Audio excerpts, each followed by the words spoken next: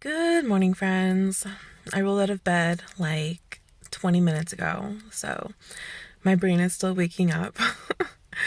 But it is Thursday of the second week of May, and last night was the first that I actually read anything. This week at work has been a shit show, honestly. It's been really stressful and really frustrating. Nothing to do with the kids, everything to do with whether I'm going to be back next year and all of the stuff that has to do with hiring and interviewing and all of that stuff. So it's been very stressful and frustrating and uncomfortable. And I've been feeling really upset this week about a lot of stuff that has to do with that. So honestly, I've just been coming home and not really doing anything. A couple nights ago, last night? No, the night before. The night before, I went out with my friend and we had dinner and went to the bookstore, and I was able to get a bunch of books because last week for Teacher Appreciation Week, I was gifted $50 for Barnes & Noble. So I went and spent that and we had dinner and it made me feel so much better.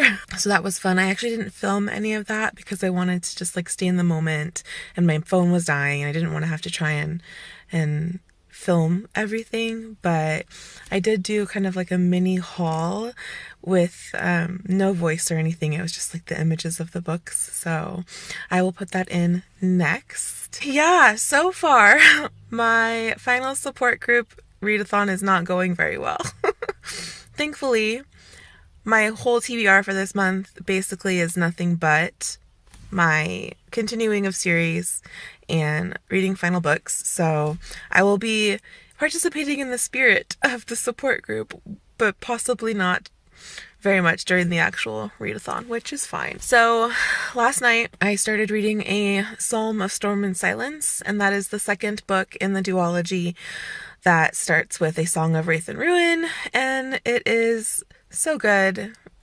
I was kind of having a hard time remembering what happened in the first book, but the second book does a good job of doing a recap without being obnoxious, so that's good.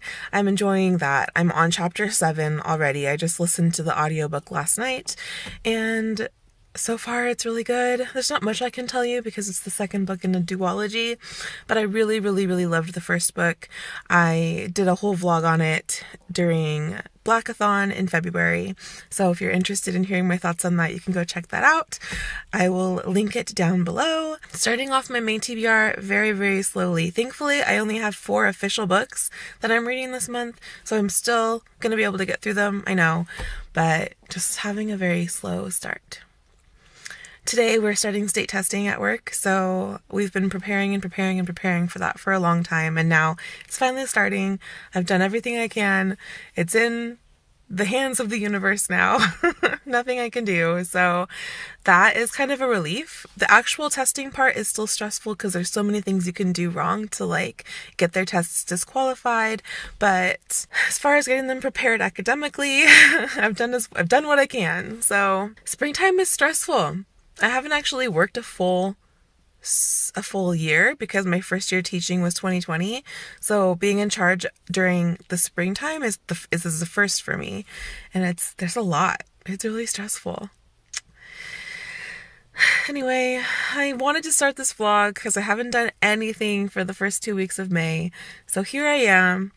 I'm thankful that you clicked on this video, and I hope you stick with me. I am going to be continuing reading a Psalm of Storm and Silence, and I will let you know how that goes. And yeah, welcome to my vlog.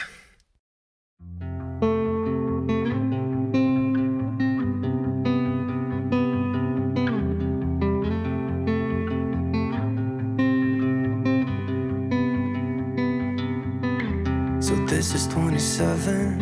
It doesn't matter what I've been through. I should grow up too, but I still act like I'm 11. I'm not emotionally sound since I left you. And no, I don't like to be the bad guy.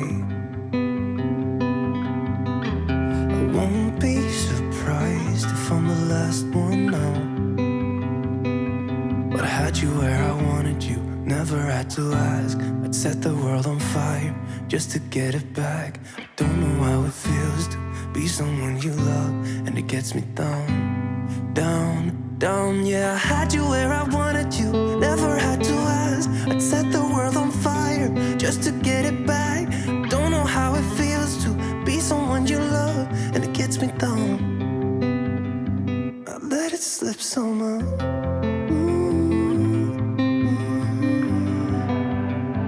I let it slip somehow.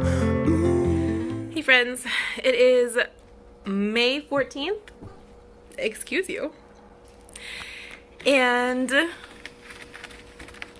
I just got home, so my cats are kind of all over the place right now. So sorry if you can hear them in the background. I also have cat hair all over my face. Lovely. Just lovely. Anyway, I have done very little of the reading that I said I was going to be doing this month.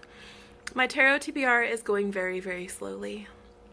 The first 2 weeks of May were supposed to be the final book support group because I am in love with the idea. I love stuff from Steph Loves. I watch everything that she does and participate in pretty much everything that she does, but for some reason I just am not feeling the TBR that I set for myself right now. So I'm gonna go with it. I'm gonna give myself some grace and I'm gonna read what I want to read, which is thrillers. So I went to the library today. You will have seen maybe like 5 seconds of B-roll. I don't remember. But I went and got 2 thrillers from popular female thriller writers. And my idea is that I'm going to read 2 books from each author and kind of rate the author based on how I feel their thriller writing compares to each other, I guess. I have been really wanting to read some of these authors. I haven't gotten to most of them. I have read, let's just get started.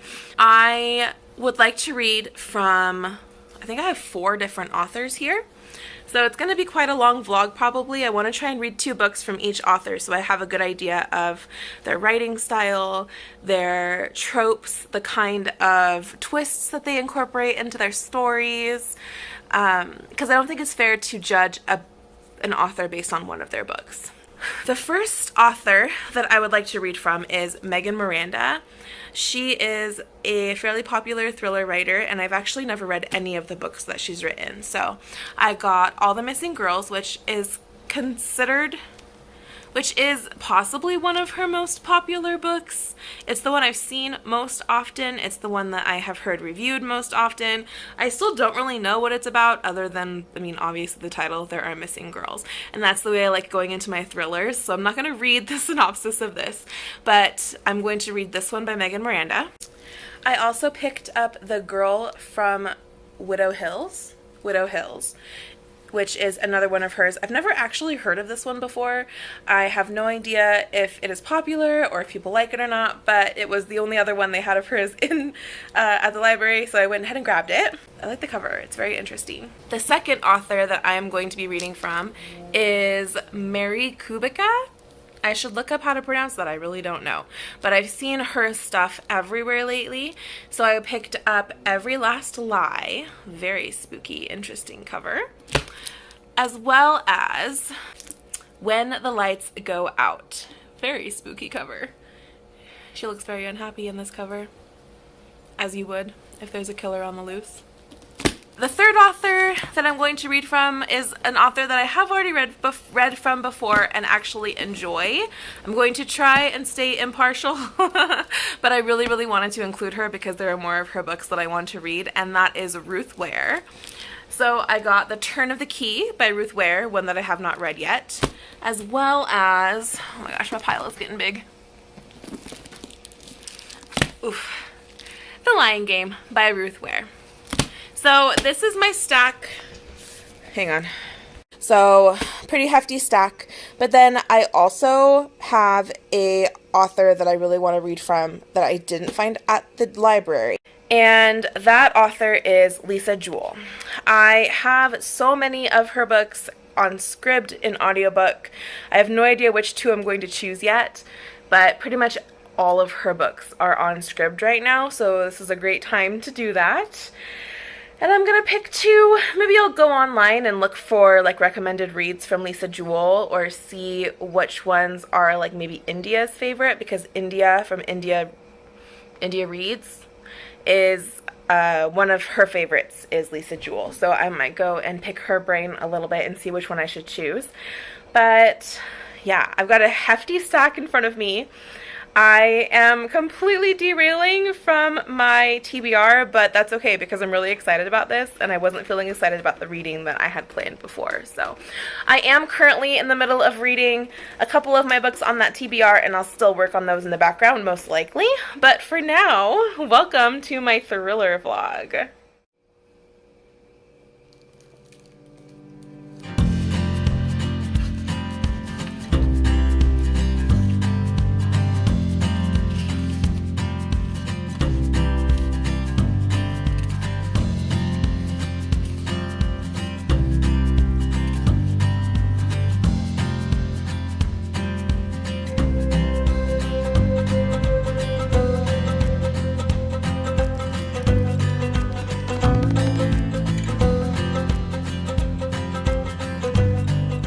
Friends, it is Sunday morning, and I have finished All the Missing Girls. I read this yesterday in about one sitting, and I really liked it. I'm gonna give it 4 stars, I think, but I think I need to sit with it a little bit longer before I finalize that rating. We enter this story with our main character, who is called home because their family has run out of money and they need to sell the house. She arrives and she discovers that all of this history that she had in the past before she moved is being pulled back up. And her history is that her best friend Corinne went missing 10 years before. And now another girl has gone missing as well. We arrive in her hometown, and then it jumps forward 2 weeks to this really intense moment. It doesn't really give anything away about what's happening, but we jump forward 2 weeks, and then we start moving backwards day by day by day, and each chapter is moving back 1 day. And the way that this is written, because you're moving backwards and because you're getting so much information each day and you're getting it out of order, it makes it really hard to predict what's going to happen. I really, really appreciated the way it was written. There was a lot of kind of thematic language around time and the effect of time and whether time is a construct or a real thing. And her father is a philosophy major, so there's some kind of like deep topics that they dive into. And the writing, I felt, was really, really, really good.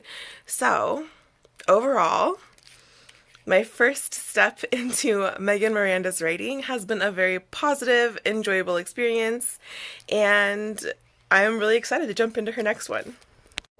Her next book is The Girl from Widow Hills, and I know some stuff about this book. I know that the main character was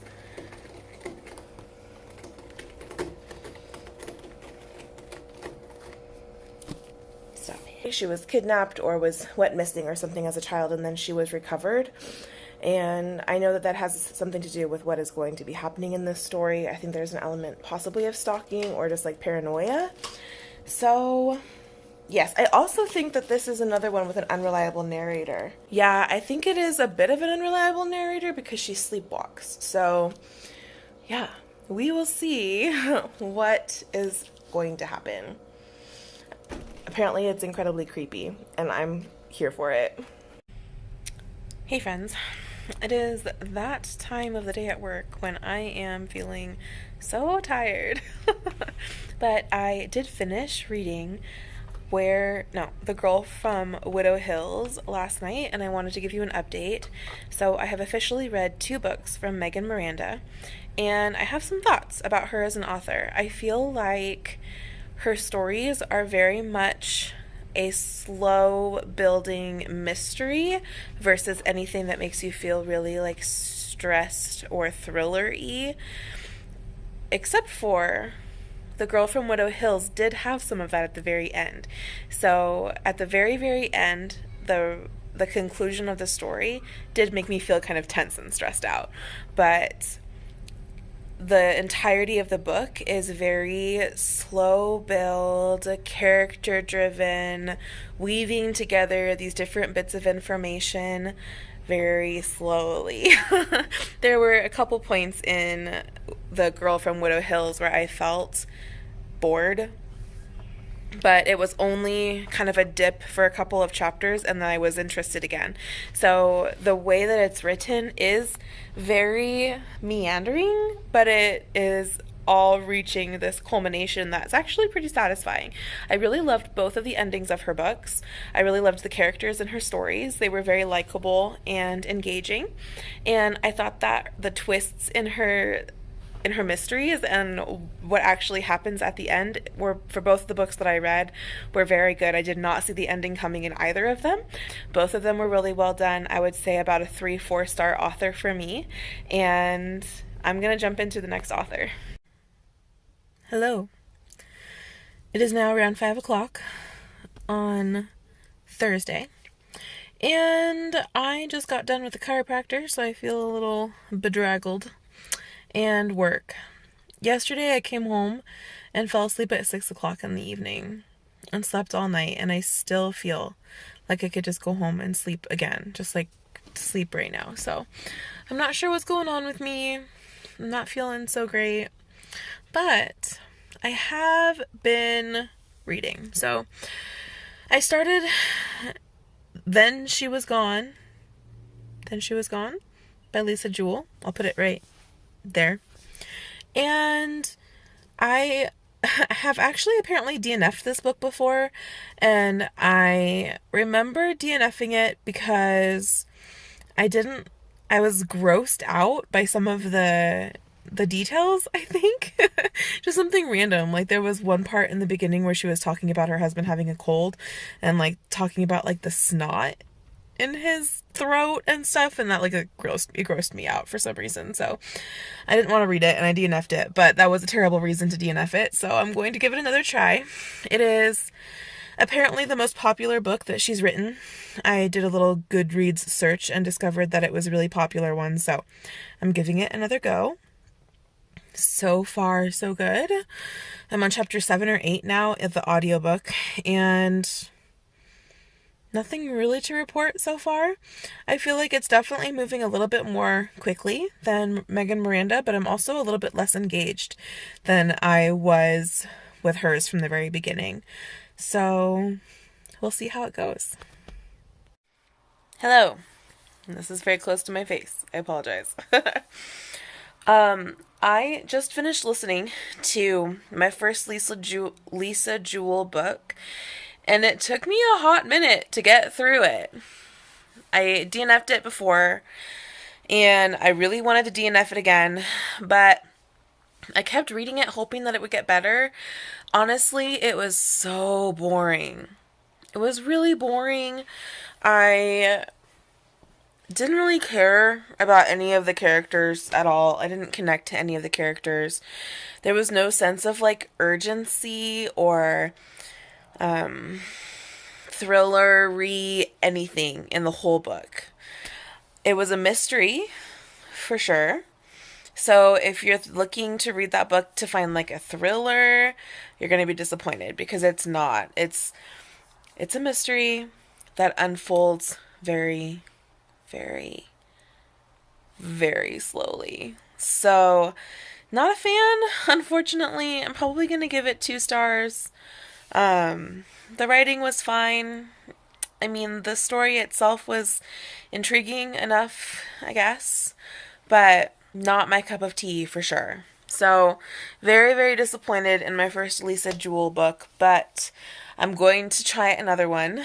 I think I'm going to go online really fast and see if I can find any recommendations for that. So, give me a second. I'm going to go do that, and then I'll come back and let you know what I chose. Okay, I've done a little bit of research, and I think I've settled on The Family Upstairs because it seems like it might be one of the only ones that I've seen that has at least slightly different tropes and storyline than all the other ones. All of the other ones that I was looking at was all about mothers whose daughters have disappeared and they're trying to figure out what happened to them. And that is literally what I just read and was not super interested in. So I'm trying to find something different, something fresh, something that shows a different side of what Lisa Jewell is able to write. So we'll see how it goes. So far, unfortunately, not super impressed by what I'm reading by her, but you never know, maybe she'll redeem herself. This is why we do 2 of them, so that I don't make a quick judgment based off of one book that I don't like. That's the hope anyway. It's beautiful outside today. It's like 70 degrees. I came home and just like crashed on my bed and listened to the rest of this audiobook, but I might actually go out and listen to the family upstairs in the sunshine for a little bit. So wish me luck.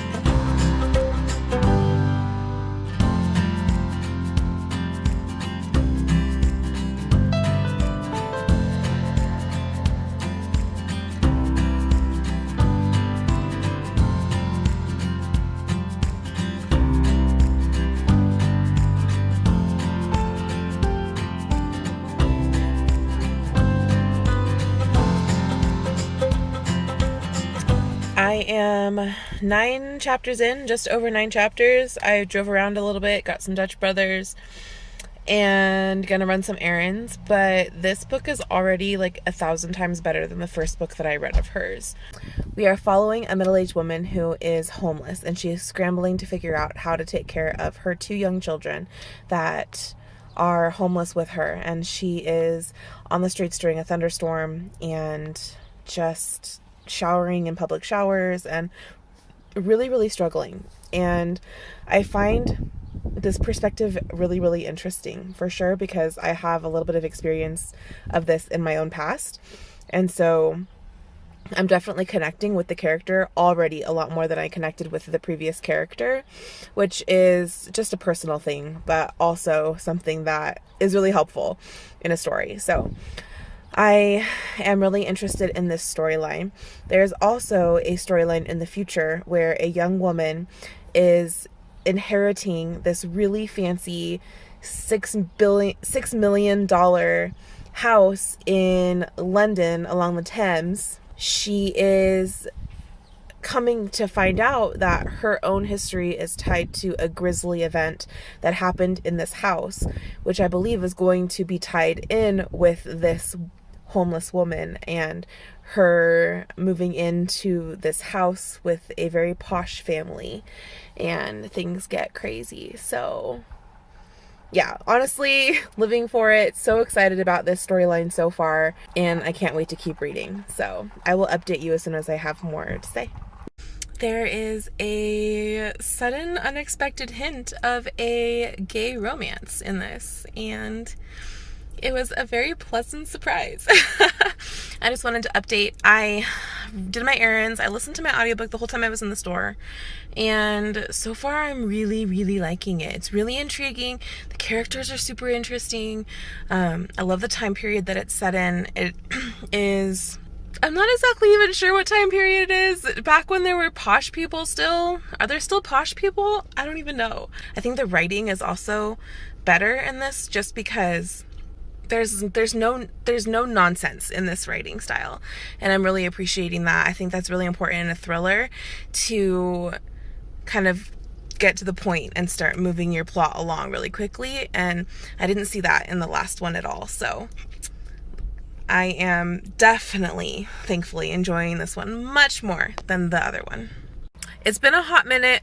Yesterday I finished The Family Upstairs by Lisa Jewell. and it was not what I expected at all. It ended up being about a cult situation where these kids grew up in a cult with this crazy guy who was completely controlling and horrible and abusive. And it was really a study in humanity, kind of. It was a very dark, twisty kind of story, but it wasn't really what I would consider a thriller or a mystery. It was really interesting, though. I really enjoyed it. So I have to say, between the two books that I read of Lisa Jewell's, one I didn't like, the second one I did like, but I still wouldn't consider it really a thriller. I have to say that I'm not so sure about Lisa Jewell as a mystery/thriller author. I would read more of her work. I feel like reading just two of them doesn't really give you a great idea of what she can do in general, but she might not be for me. We'll see. I am going to start working on my next author, who is Mary Kubica. Kubica? I don't know how to say it, but I'm working on her book next. I just got in from Libby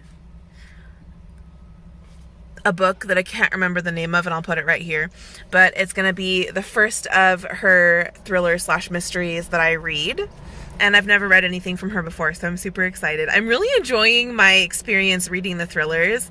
They're everything I want right now. I've been watching pretty much nothing but like romantic comedies. Not even no, they're not really romantic comedies. I've been watching nothing but feel-good comedies like The Big Year and Midnight in Paris. Owen Wilson is the best. Or I've been watching Murder and Mayhem. So I can't make up my mind what I want in my life right now. We have literally 8 days left of school. I just got hired as the second grade teacher at my school, which makes me super, super happy. The fourth grade position that I've been in all year was temporary, so I wasn't going to be coming back next year if I didn't get hired, and I did, so I will be there for the foreseeable future now. So that was a huge stress off of my mind after I realized that I got the job. I have been doing very little when it comes to editing or vlogging or booktubing. In general, this month has been complete chaos, but like I said, I've really enjoyed the reading that I have been doing, and I hope that it creates somewhat of an interesting vlog for you guys to watch for this month.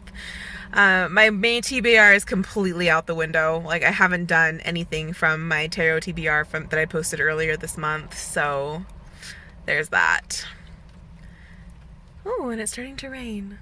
I love the rain. Okay, I'm gonna go. I'm starting to just ramble now. I will give you an update when I have begun my next book.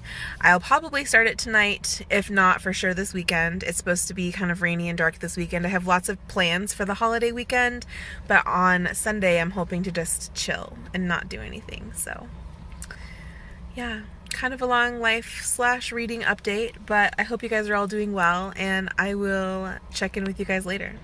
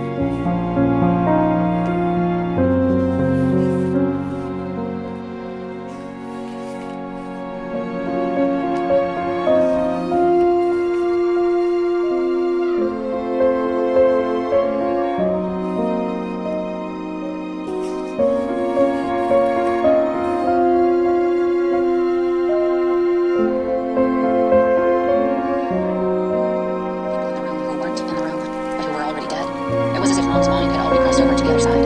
The nurse's smile is kind. Not a pity smile, but authentic. The waiting is the hardest part, she tells me. And I don't know what she means by it. Waiting for the pill to kick in or waiting for her mom to die. Hey friends, I just got back from a field trip. It is almost the last week of school, and I am enjoying my life. It's pretty good right now. Last night I did start When the Lights Go Down, When the Lights Go Out, When the Lights Go Out by Kubica, and so far I'm really enjoying the writing style. This story starts off with two perspectives. The first one is a woman whose mother is dying of cancer, and we see her in the hospital while all of this is going down. And then the second is a woman called Eden, who is moving into a new place with her husband and is attempting to start a family. And I have no idea how they're connected. I think that it might be there's definitely a time jump. The woman in Eden is in the past, and the other woman, who I can't think of her name right now, whose mother died, is in the future. And so I'm thinking they're connected, because after her mother dies, she discovers that her social security number has been flagged as somebody who has already died, who's passed away. And she has no way of verifying her identity. She has no social security card. And her mom has always done all of the, important paperwork and things for their entire lives. She's never really done it on her own before. And now that she's diving into it, she's like, wait, my mom has, never once in my entire life claimed me as a dependent on her taxes, and I have no identity in this world. What is really happening? So it's interesting so far. It's intriguing, for sure. So I'm looking forward to reading more about this. Tonight I am going out to celebrate my new job with a friend, and then I'll probably come back and do some more listening of my audiobook if I can stay awake that long. But I will update you guys soon. Good morning! It is Saturday morning, and I have spent a lovely morning planning out my TBR for next month. I haven't filmed anything yet, but I'm really excited for it. So I'm excited to share that with you guys soon. But I have also been listening to When the Lights Go Out by Kubica. I really need to look up how to actually say her name. Is it Cube or Cube? I'm not sure. But I am enjoying the story so far. It is, I think I said before, the perspective of two different women. One being a woman whose mother just recently died and has discovered that she has no identity, and that the person who she has been told that she is dead. And then the point of view of a woman years earlier who is desperate for a child. And so you eventually, pretty quickly on in the book, realize that you have been following these two women. One is a mother, one is a daughter, and the mother has actually stolen the child of another woman because she's so desperate to have a child. So we're kind of going through the storyline of the mother and how she got to the point where she stole the child, and then also following the storyline of the daughter, and as she's discovering who she is, what has gone on.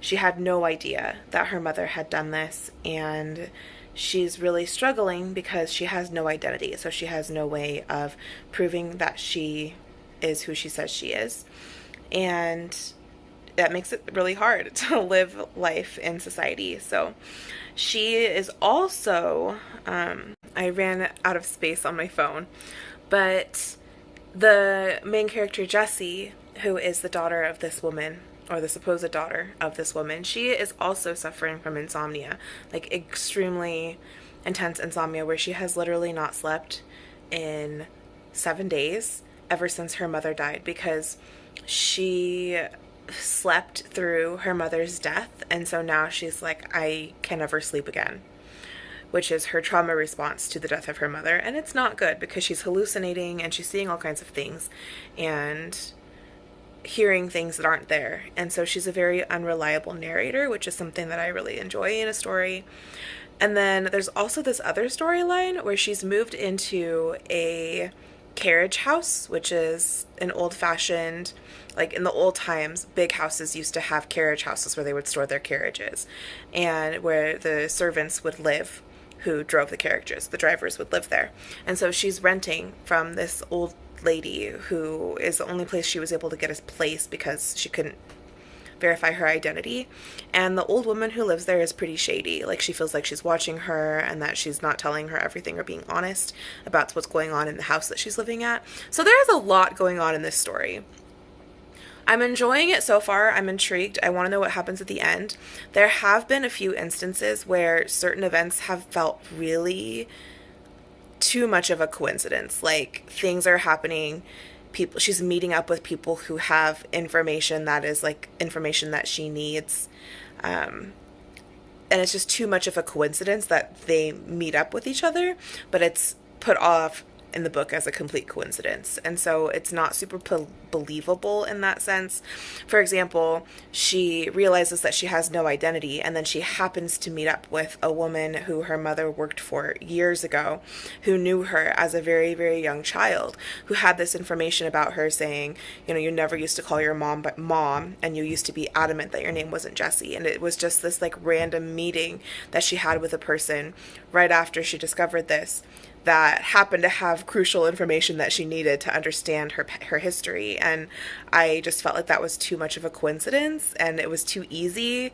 And so I was kind of annoyed at that point. And then another moment that was very similar to that just happened again. And so that's something that I'm definitely not really enjoying about the writing in this and the way that the plot is progressing. There's just too many convenient meetings of people that really wouldn't just happen normally. So overall, pretty good. Interested in figuring out what the rest of the story is going to be, but I'm feeling like it might not be a very high rated book for me for some of the reasons that I said before. So I will keep you guys updated and I'll let you know what I think when I finish. Hello, I am back because I have finished When the Lights Go Out. And I'm really annoyed.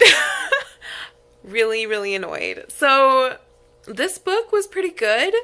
I really enjoyed the characters. I enjoyed the discussion and the exploration of what happens to the human brain when you are going days and days without sleep. Like, that was really, really well done. And then the ending happened, and it was one of my very least favorite tropes of all time, and it ruined the whole book for me, unfortunately. And it could be a very personal thing. I'm not going to give it away because that is a huge spoiler, but I was not a fan of the way that this book ended at all. And I am really frustrated and annoyed, so very, very unhappy with my first book of Married Kubicas. Though I have to say, there were a lot of redeeming qualities in this story. I really enjoyed the character building. I enjoyed the multiple perspectives. I enjoyed the building of tension. The audiobook did a really good job at the height of the intensity, like really using a very intense voice. And so it really added to the atmosphere of this story and listening to the story. So I would recommend the audiobook. It's great.